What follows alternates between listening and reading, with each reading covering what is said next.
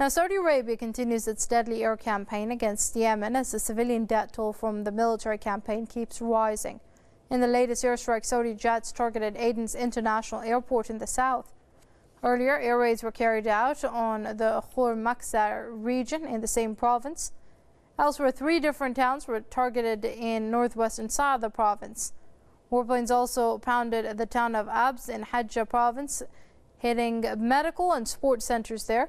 On Saturday, fighter jets targeted residential areas in Ma'arib province, killing 3 women and 2 children. Riyadh has been carrying out daily attacks on the Arab nation for nearly 3 months now, killing nearly 4,400 people. The attacks occurred despite calls by the United Nations for a ceasefire during the holy month of Ramadan. To discuss that a bit further, we're now being joined by Jalal Fayrouz. He's a political commentator, and he also joins us via Skype from London. Mr. Fayrouz, many thanks indeed for joining us here on Press TV. As we've just mentioned in our report earlier, the airstrikes against Yemen continued despite many calls, particularly from the UN, for a ceasefire during the holy month of Ramadan.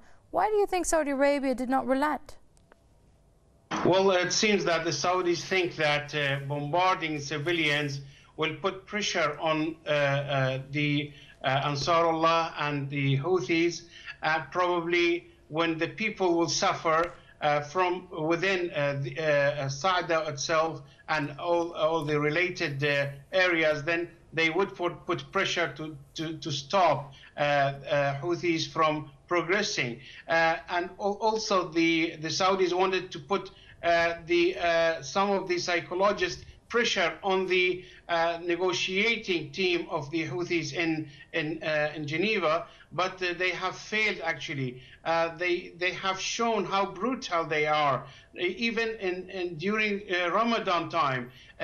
Imagine during the dawn period, the Sahar period, when the people are preparing to fast for next day of Ramadan, they are being bombarded. Today in Bani Adher, in south of Saada, and also in Sana'a, only houses have been bombarded. It is really a big shame. But the most shame is not only on the Saudis, but on the Western media, who are not covering whatever atrocities and all the killing and bloodshed which are the Saudis are doing in Yemen. And also tonight the Saudis have targeted the airplane of the Houthis, which was about to go to Oman.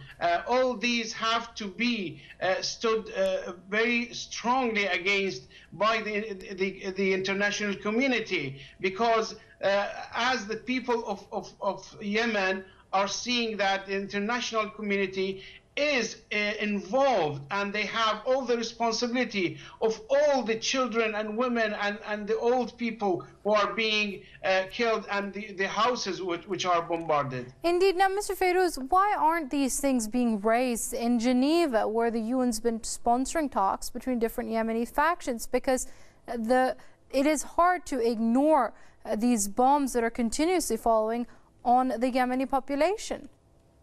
It's very, very shameful on the United Nations, actually, that they did not ask for immediate ceasefire, because no negotiation, no dialogue can be taking place while all the bombs are falling on the heads of the women and children. The first thing you need to put off the fire, the first principle of any negotiation is to stop bloodshedding of the people. You cannot expect another team to go into talk while the sword is on their neck and the neck of their children. So it was really a shame of the United Nations, but it seems that all the parties, including the Western powers, just want Houthis to treat back and have the old Mansour Hadi's government to be initiated again.